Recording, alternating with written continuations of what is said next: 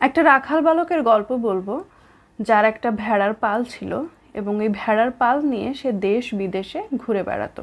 বিভিন্ন সময় বিভিন্ন জায়গায় যেত, ওই ভেড়ার লোম ছাড়িয়ে এবং তাদের মাংস বিক্রি করে জীবিকা নির্বাহ করতো এবং একই সঙ্গে সে দেশ বিদেশ ঘুরে বেড়াতো। সেই রাখাল বালকের একটা জ্যাকেট ছিল। মরুভূমির মধ্য দিয়ে সে যখন যেত তখন ওই জ্যাকেটটা তার কাছে খুব ভারী মনে হতো, খুবই অসহনীয় লাগতো। মনে হতো এই জ্যাকেটটা না থাকলে খুব ভালো হতো। কিন্তু রাতের বেলা সে যখন ঘুমোতে যেত তখন যখন অনেক ঠান্ডা পড়তো, আমরা জানি যে মরুভূমিতে দিনের বেলায় খুব গরম থাকে এবং রাতের বেলায় খুব ঠান্ডা পড়ে, তখন কিন্তু ওই জ্যাকেটটা তার কাছে আশীর্বাদ বলে মনে হতো।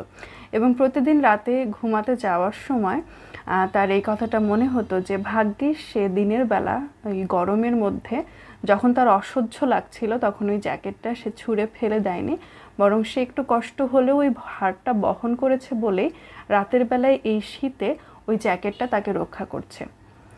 এখান থেকে শিক্ষাটা হলো যে অনেক সময় আমাদের জীবনে এরকম অনেক কিছু থাকে যে জিনিসগুলো কোনো একটা সময়ে আমাদের কাছে খুব ভারী মনে হয়, খুব বিরক্ত লাগে, কিন্তু আমাদের বিপদের সময়, আমাদের দুর্দিনে ওই জিনিসটাই কিন্তু আমাদেরকে সাহায্য করে। তাই কোনো কিছু এখন অপ্রয়োজনীয় বলে মনে হচ্ছে তার মানে এই না যে সেটা কখনো কাজে লাগবে না।